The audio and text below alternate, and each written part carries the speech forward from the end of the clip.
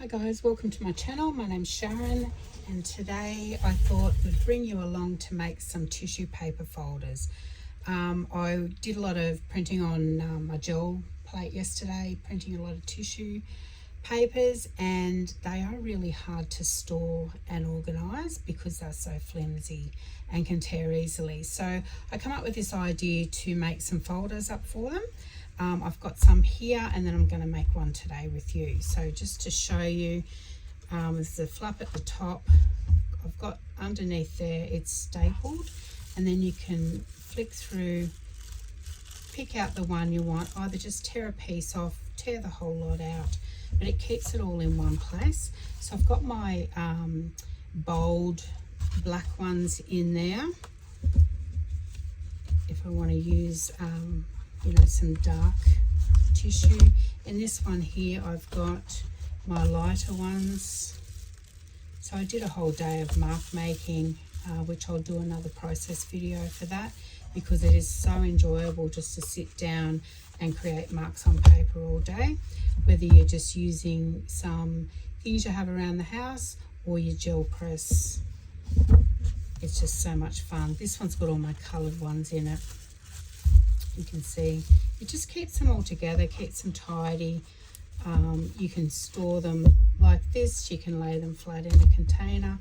This one's got all my gold, bronze, silver papers in it. I've actually started pulling some out for a project I've got later on this afternoon. It's all ready to go there. Okay, so today I thought we'd make one with you in case you wanted to make one yourself, to give you the measurements. This is a gel print I've got. It's printed on 300 GSM cardstock. You can either use that or craft paper or paper. It's entirely up to you. You can glue one of your prints down on a bit of cardstock, but I find this one's quite sturdy enough for a folder. We'll do the front first. So that's the piece that we have on the front here, which is your flap that tucks under. So it is measuring 8 1/4 by 6 1/2. So I'm just going to trim off some white space on the edge here, because we want to maximise the print, because that's what we're showing off on the folder. So I'll just quickly trim those off. And now we want a piece for 8 1/4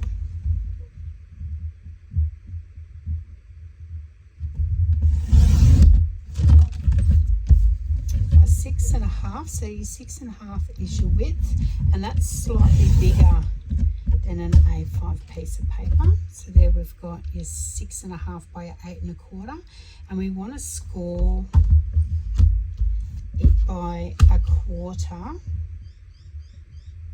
which will be the flap down the bottom that joins to the front, or sorry, to the back piece. So we just joined it at 1/4, just going to fold it up. So it gives you a nice edge to glue the other piece on. So that's your front piece. Now we're going to do the back piece. Now I am just using a white piece of cardstock. You can of course use more gel prints if you want to. For the purpose of today, I'm just going to use the plain, and I have been using the plain on my other ones as well, because you don't really see the plain. Okay, 6 1/2 is your width, and you want 9 3/4 for this one. And then we're going to score at 3/4, which will be your flap that comes over the top.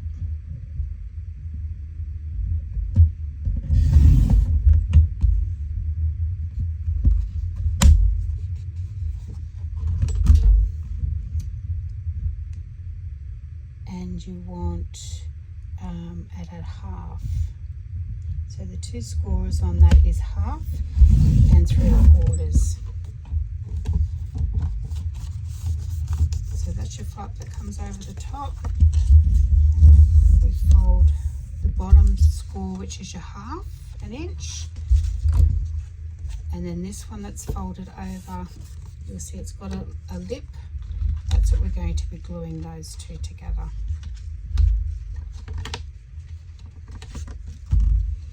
I'm just going to run a bit of glue on that.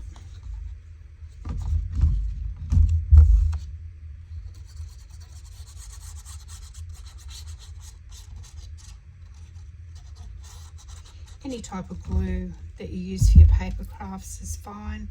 I like the ones that are a little bit more quicker drying, so you don't have to sit here and hold it for too long. So you just sit it down like that and then push them together. You can also, once you've got it tacky there,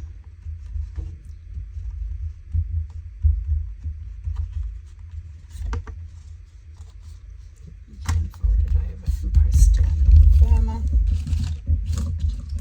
Nice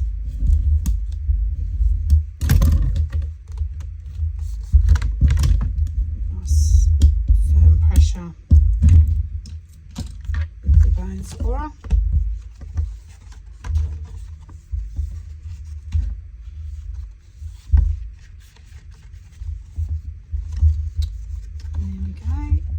Tissue paper, which I'm going to print more to put in this one. You would line it up here, hold the flap down, and then I put 3 staples sort of to the edge, but out enough to catch your papers, and then I'm going to glue a decorative piece over the top once it's stapled, but I will cut that ready to go and show you. Now it will measure the same width, which is your 6.5.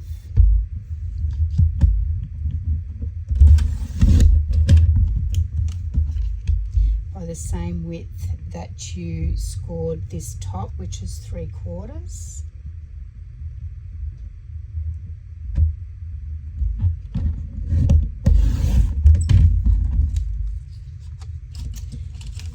Looks like I need a new blade. It's not liking the thicker cardstock today. Still cutting neat, but